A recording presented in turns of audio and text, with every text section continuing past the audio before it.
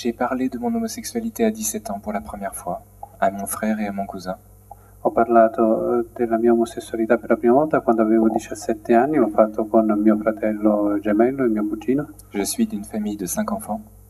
Provengo da una famiglia di 5 figli. Et puis, j'ai fait mon coming out à 21 ans. E alla fine ho fatto il mio coming out, quindi mi sono dichiarato a 21 anni. Découvrir mon désir homosexuel n'a pas été dur. Scoprire il mio desiderio omosessuale non è stato così difficile. Ce qui a été dur, c'était la comédie que je faisais pour fuir mon identité de garçon. Quello che è stato veramente duro, difficile, è stata la commedia che facevo, la sceneggiata che facevo per sfuggire alla mia vera identità di ragazzo. Parce que c'était une attitude que je trouvais belle, mais qui était ridicule en fait. Era un atteggiamento che trovavo bello, ma in effetti era poi ridicolo. Parce que j'imitais les actrices et les chanteuses que j'aimais bien. Imitavo le attrici e le cantanti che preferivo. Donc ça ne rendait bien que dans la solitude de ma chambre. Ça ne rendait bien cette imitation que tout seul sans les regards des autres. Questa imitazione non veniva bene che nella solitudine della mia camera. Donc cette comédie m'isolait. Questo atteggiamento finiva per isolarmi. Mais sinon, enfin, la découverte de mon désir homosexuel, c'est un peu excitant, quoi. Et puis c'est un secret qu'on a entre sa télé et soi. La scoperta del mio desiderio omosessuale è stato di per sé eccitante, era una sorta di segreto tra me e la mia televisione. J'avais mis la question de l'amour très très loin, puisque à l'âge de 20 ans, je me suis posé la question de la prêtrise. Avevo posticipato il problema dell'amore perché io a 20 anni invece mi sono posto il problema se diventare o meno sacerdote. Beaucoup me voyaient bien prêtre après cette année de discernement que j'ai faite. Ho fatto un anno di discernimento e molti mi avrebbero visto bene come sacerdote. Mais je me suis dit, je ne vais pas rentrer au séminaire comme dans un refuge. Ma mi sono detto non voglio entrare in seminario come fosse una sorta di rifugio. J'ai quelque chose à faire avec l'homosexualité et ma foi. Devo fare qualche cosa di questa mia omosessualità e con la fede. Et donc je suis rentré dans le milieu homosexuel à 21 ans. Au même moment, j'ai fait mon coming out. E quindi quando ho fatto il mio coming out a 21 anni sono entrato anche nel mondo omosessuale. Je voulais que mes parents sachent quel lieu je fréquentais et quel genre d'amis aussi j'allais fréquenter. Volevo che i miei genitori sapessero in quali luoghi frequentavo e che genere di amici frequentavo. Jusqu'à mes 29 ans, donc en 2009, je suis allé dans le milieu homosexuel. Boîte, festival de cinéma gay, lesbien, association. Quindi fino a 29 anni, cioè fino al 2009, ho frequentato locali, discoteche, festival, associazioni omosessuali. Au départ, j'avais décidé de ne sortir avec personne. All'inizio avevo deciso di non uscire con nessuno. Tant que je n'étais pas sûr de la personne, je n'embrasserai pas. E che non avrei baciato nessuno finché non fossi stato sicuro di quella persona. Ce qui au début était un principe est devenu une prudence. Quello che all'inizio era un principio, col tempo è divenuta una forma di prudenza. Parce que j'entendais mes amis me raconter des choses très graves. Perché sentivo i miei amici che mi raccontavano delle cose terribili. Notamment les viols. Specialmente gli stupri. Et puis je cherchais des modèles de couple qui me fassent envie. E poi perché cercavo un modello di coppia che mi piacesse. Et en fait, je n'en voyais pas. E tuttavia però non riuscivo a trovarne. Et là, j'ai commencé à me dire, bon, je suis gêné, d'où ça vient? E ho cominciato a sentirmi disturbato e a chiedermi ma da dove viene questa forma di disturbo, questa forma di disagio. Et donc j'ai commencé à prendre des notes de tout ce que je voyais. E allora ho cominciato a prendere nota di tutto quello che vedevo. Et je voyais des points communs très précis entre ma vie et mes amis. E vedevo dei punti in comune molto chiari tra la mia vita e quella dei miei amici. Les jumeaux, je vous en ai parlé. Vi ho già parlato dei gemelli. Mais par exemple, je voulais être marionnettiste à 15 ans. Volevo essere per esempio burattinaio quando avevo 15 anni. Et je voyais les marionnettes revenir tout le temps dans les films. E nei film, nella produzione culturale omosessuale, vedevo ripetersi frequentemente queste immagini delle marionette. Et donc au final, j'ai commencé à enquêter sur les liens entre viol et homosexualité. E alla fine ho rivolto la mia attenzione a una ricerca sul rapporto tra stupro e omosessualità. Parce que les icônes choisies par la communauté homosexuelle, perché le icone scelte dalla comunità omosessuale sont généralement des femmes qui jouent la femme violée cinématographique. Sono in genere delle donne che interpretano il ruolo della donna stuprata. Donc les actrices un peu folles, le attrici un po' pazze, suicidaires, suicidarie, con tendenze suicide, qui sont malheureuses en amour, che hanno una vita sentimentale sfortunata, qui ont vécu l'inceste ou le viol, che hanno subito l'incesto o lo stupro, et qui sont des femmes objets qui rentrent dans le système qui les exploite. E sono delle donne oggetto che si fanno utilizzare dal sistema che le sfrutta. Ont toutes les chances d'être des vedettes et des icônes d'identification de la communauté homosexuelle. Hanno ottime probabilità di diventare delle star e dei modelli di identificazione della comunità omosessuale. Lady Gaga, Madonna, Mylène Farmer en France, Farmer in Francia, Dalida, Maria Callas,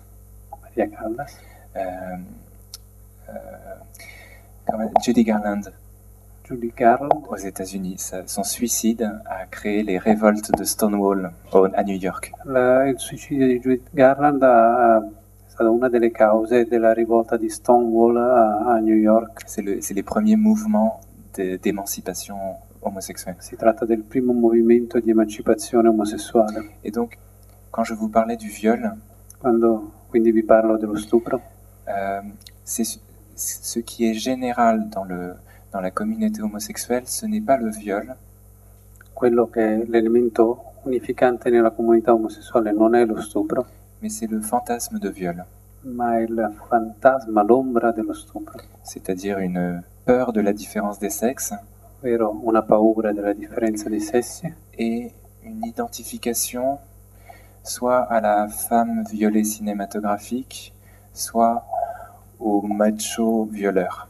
È un'identificazione sia con l'immaginario cinematografico della donna stuprata, sia con quello dell'uomo ipervirilizzato. En 2009, j'ai publié mes livres. Nel 2009 ho cominciato a pubblicare i miei libri. Je n'étais sorti avec personne et j'ai fait le pas, j'ai craqué. Io non ero ancora uscito con nessuno, quindi non avevo ancora intessuto alcuna relazione sessuale e ho fatto il primo passo, quindi ho rotto questo celibato. À la surprise générale, personne ne s'y attendait. E nessuno se l'aspettava, è stata una sorpresa generale. Et de 2009 à janvier 2011, je suis sorti avec une dizaine de garçons. E dal 2009 fino a gennaio 2011 sono uscito quindi ho avuto delle relazioni con una decina di ragazzi. Ça a été très dur pour mes parents. È stato molto difficile per i miei genitori. Comme on dit en France, mon papa a fait sa mamma italienne. come si dice in Francia, mio padre ha fatto la sceneggiata da mamma italiana. Perché? Parce que, mais je rigole, mais c'était dur pour lui. Io ci scherzo, ma è stato veramente difficile per lui. Parce que oui, j'avais un parcours assez atypique Anche avevo un percorso di vita decisamente atipico. Et c'était dommage. È stato un peccato. Alors, ce que j'ai vécu dans ces relations-là, quello che ho vissuto in queste relazioni, ce n'était pas catastrophique. Non è stato catastrofico. Et je voyais que le problème de mon insatisfaction, il problema della mia insoddisfazione, ne venait pas des garçons avec qui je sortais, qui étaient adorables, non dipendeva dai ragazzi con cui uscivo, che erano adorabili, ni de moi qui suis adorable. E neanche da me, che sono anch'io adorabile. Et que, en fait, ça venait de la pratique homosexuelle. Derivava invece dalla pratica omosessuale, dal comportamento omosessuale. Donc, si le problème ne venait ni de mes amants, ni de moi, pourquoi continuer cette pratique? Quindi se il problema non veniva né dai miei amanti né da me stesso, perché continuare questo comportamento, questa pratica? Pour moi, l'amour, c'est grand. Per me l'amore è una cosa grande. Et c'est satisfaisant, mais c'est comblant, ça comble. È qualcosa di soddisfacente, qualcosa di appagante. Et donc je pourrais être encore en couple aujourd'hui, je crois. Potrei ancora oggi essere in una relazione omosessuale. Mais moi, je ne veux pas vivre quelque chose de moyen ou de bien. Ma io non voglio vivere qualcosa che una via di mezzo, qualcosa che sia semplicemente buono. Et je crois qu'on a, moi, mais aussi tout le monde ici, on a tous besoin en amour d'être avec le meilleur. E penso che io, ma come tutti quanti qui, abbiamo bisogno in amore di vivere qualcosa che sia il meglio. Et quand je dis le meilleur, c'est pas un idéal inaccessible, un prince charmant. Je parle vraiment du meilleur dans les déceptions et dans les combats. E quando dico il meglio, non parlo di un meglio puramente ideale, io intendo un meglio nelle difficoltà della vita quotidiana. Et dans les couples homosexuels que je rencontre, le pire, c'est que ils me disent, en effet, qu'ils vivent quelque chose de bien.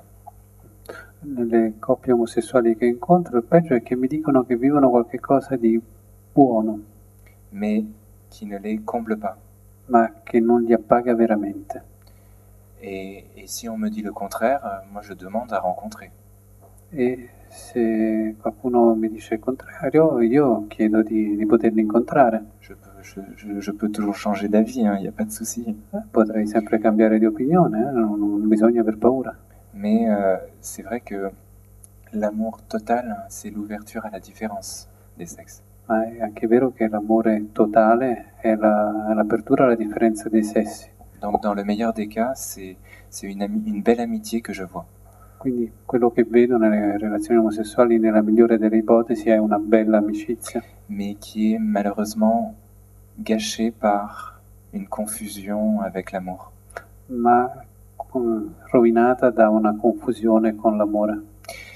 Donc j'ai arrêté en janvier 2011 drague, masturbation, porno. E quindi a gennaio 2011 ho chiuso con il rimorchio, la masturbazione e la pornografia. Je pensais ne jamais pouvoir arrêter, je vous le dis franchement. Pensavo che non sarei mai riuscito a porci un freno, ve lo dico con franchezza. Mais en fait, la seule difficulté, c'est de poser le choix. Ma in effetti l'unica vera difficoltà è quella di prendere la decisione. Mais après, c'est notre choix qui nous porte. Ma dopo è il fatto di aver preso la decisione che ci porta avanti. Et en fait, ce qui est difficile dans la continence, c'est de ne pas la vivre. Quello che è difficile della continenza è di non viverla. Mais tous ceux qui disent « Ah, non, mais c'est comment tu fais ?» Tutti quelli che dicono «Mio Dio, come fai?» Déjà, j'ai la force donnée par Dieu, et puis je pense aussi que Dal principio la forza che mi viene da Dio on n'utilise pas assez notre liberté. e poi penso che non utilizziamo abbastanza la nostra libertà.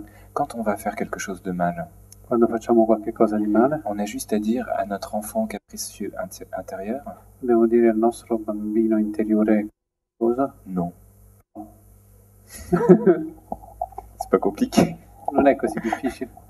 Voilà, et on est juste malheureux quand on ne lui dit pas non en acte. Ci dispiace quando siamo tristi soltanto quando non gli diciamo no di fronte a un atto. Et depuis que j'ai choisi la continence, ça peut paraître un détail, E dal momento in cui ho scelto la continenza potrebbe sembrare un dettaglio puisque ça concerne mon intimité dans ma chambre. perché riguarda la mia intimità, quello che io faccio nella mia camera. Eh bien, depuis que j'ai décidé d'arrêter, c'est comme s'il y avait une explosion, une bombe d'amour qui m'est tombée dessus. E da quando ho scelto di smettere con certi comportamenti è come se ci fosse una bomba, un'esplosione d'amore che mi è venuta addosso Artistiquement, dal punto di vista artistico, amicalement, dal punto di vista delle amicizie, familialement, per quanto riguarda i miei rapporti familiari, professionnellement, dal punto di vista professionale spirituellement. e spirituale. C'est l'ouverture, È stato l'aprirsi parce que on est tout d'un coup libre et puis on peut regarder son intimité en face. perché all'improvviso mi sono sentito libero e in grado di guardare la mia intimità in faccia. Parce que quand on fait ces cochonneries Perché quando si fanno certe porcherie dans son coin, nel proprio angoletto, ça, en fait, on ne se rend pas toujours compte, mais ça nous empêche d'être vrai à l'extérieur. ci si rende veramente conto, ma questo ci impedisce di essere autentici quando ci rivolgiamo al di fuori di noi. Et je suis persuadé que ce que l'on vit dans l'intimité de notre chambre a des conséquences sur le monde entier. E sono convinto che quello che noi viviamo nell'intimità della nostra camera ha delle conseguenze nel mondo intero. Et c'est génial si on agit bien. Enfin, c'est génial de le découvrir quand on agit bien. Ed è fantastico scoprirlo quando ci si comporta bene. Et puis, ben, ça devient pas génial quand en fait on n'agit pas bien. E non è così bello quando ci si comporta male. Et vous voyez, on parle de moi maintenant au Vatican, Vedete, adesso parlano di me addirittura in Vaticano, alors que j'ai une vie très banale, je n'ai pas vu de grandes apparitions, e quando ho una vita molto banale non ho avuto apparizioni, je n'ai pas fait de prison et je ne suis pas drogué. non sono stato in prigione, non sono stato drogato. J'ai une vie vraiment très très banale, mais la vérité fait que, et Jésus fait que une vie très banale peut devenir très grande. Ho una vita banalissima, ma la verità e Gesù fanno sì che una vita banale possa diventare qualcosa di veramente grande. Donc c'est important en fait de vous chouchouter. Quindi è importante coccolarvi un po', Oui, parce que on parle toujours d'aimer les autres, d'être solidaire, d'être fidèle à Dieu. perché si parla sempre di amare gli altri, di essere solidari, solidali, di amare Dio, D'aimer Dieu, mais un des commandements, c'est aime ton prochain comme toi-même. ma uno dei comandamenti è ama il tuo prossimo come te stesso. Et des fois, on ne doute pas de l'amour qu'on porte à Dieu, E certe volte ci dubitiamo dell'amore che abbiamo per Dio, mais on ne pense plus à nous, hein. ma non pensiamo più a noi stessi, Alors que l'amour de Dieu ne se fera pas sans nous, hein. quando l'amore di Dio non ci sarà senza di noi. Donc, aimez-vous. Amatevi, Aimez-vous et vous verrez que après on vous fera confiance. amatevi e vedrete che avranno fiducia in voi. Vous aurez une force, vous apparaîtrez comme quelqu'un de solide. Avrete forza? Apparirete come qualcuno di stabile? Les filles vont tomber, Le ragazze cadranno ai vostri piedi, ou les hommes pour les filles, o gli uomini per le ragazze, parce qu'en fait, on a des antennes, on a des antennes pour savoir qui on a en face de nous. perché in verità abbiamo delle antenne per capire chi abbiamo di fronte a noi. Et quand quelqu'un se respecte, on se dit, oui, bah, s'il se respecte, il va m'aimer aussi bien. Ok. E se qualcuno rispetta se stesso, allora bene, mi amerà. Quindi Donc moi, ce qui m'a aidé à être continent, c'est de voir en fait que du jour au lendemain, alors que je n'ai pas changé grand-chose, eh bien, tout s'est ouvert. quello che mi ha aiutato a praticare la continenza è che da un giorno all'altro, senza che io avessi cambiato un granché, tutto mi si è aperto davanti. Alors que quand on est dans des pratiques un peu honteuses, on n'ose plus parler. Ça coupe la parole.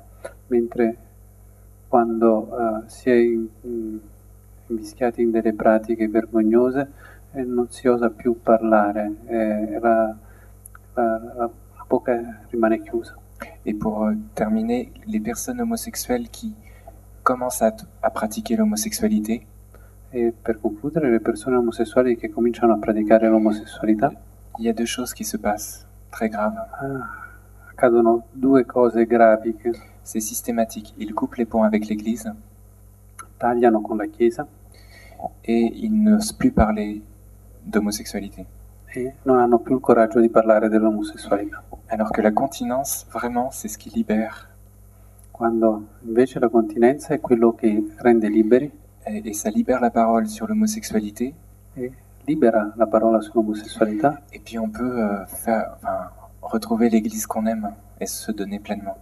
e ci consente di ritrovare la Chiesa che amiamo e di donarci liberamente. Il y a comme une unité qui se vit dans la continence qui fait qu'on a tous les avantages de l'homosexualité sans les inconvénients. Ok, con la continenza possiamo avere tutti i vantaggi dell'omosessualità senza averne gli svantaggi. Moi, je passe à la télé en France et puis je parle de masturbation. Io vado in televisione in Francia e parlo di masturbazione, Je parle de mon homosexualité très librement ici, je n'ai rien à cacher. parlo molto liberamente della mia omosessualità qui, non ho nulla da nascondere. Et ceux qui sont homosexuels pratiquants ne vivent pas cette libération-là. E quelli che sono omosessuali praticanti non vivono questa liberazione, Parce qu'ils portent la culpabilité de la pratique. perché portano su di sé la colpa della pratica, Mais ils profitent pas de leur homosexualité. ma non riescono a approfittare della loro omosessualità. C'est dommage. È un peccato, Parce que il y a vraiment l'homosexualité, c'est quand elle n'est pas pratiquée mais qu'elle est donnée, c'est oh là là. Bon, ça reste une fragilité, mais une fragilité traversée par le don. Par le don, c'est que du bonheur, quoi. l'omosessualità quando è praticata resta soltanto una fragilità, ma una fragilità che non è praticata è attraversata, diventa un dono.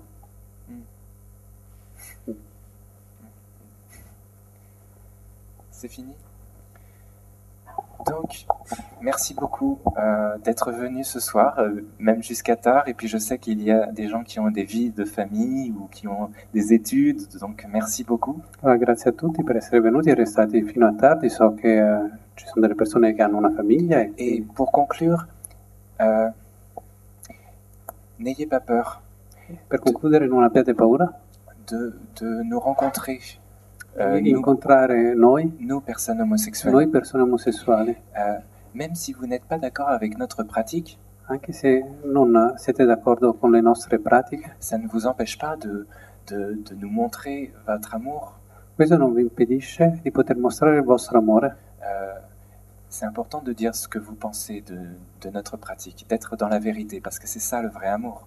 È importante dire quello che pensate delle nostre pratiche, del nostro comportamento, perché è questa la verità, il vero amore.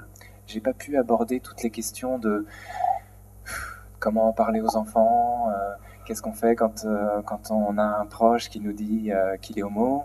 Non ho affrontato tutti quanti i problemi, come ad esempio cosa dire quando si ha un figlio omosessuale oppure un amico omosessuale.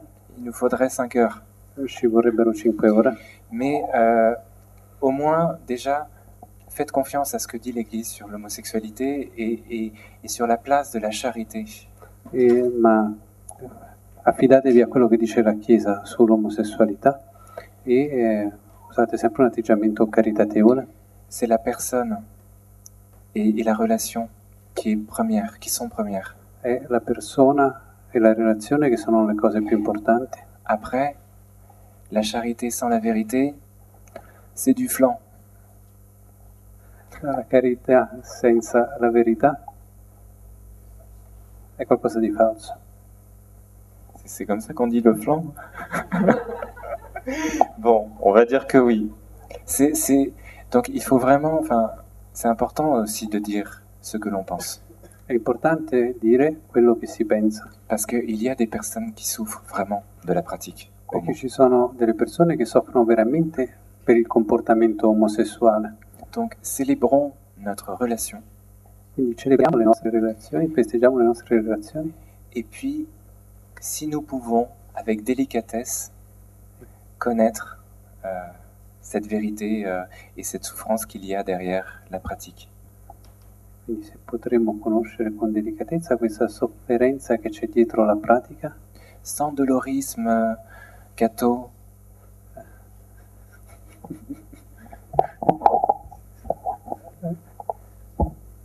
Senza una falsa compassione pseudo-cattolica. Mais vraiment en disant, ben voilà, je prends ton désir homosexuel au sérieux, l'Église et Jésus t'attendent. Joie. Prendo sul serio questa tua inclinazione omosessuale, Gesù e la Chiesa ti attendono, sia gioia. Grazie mille. Grazie.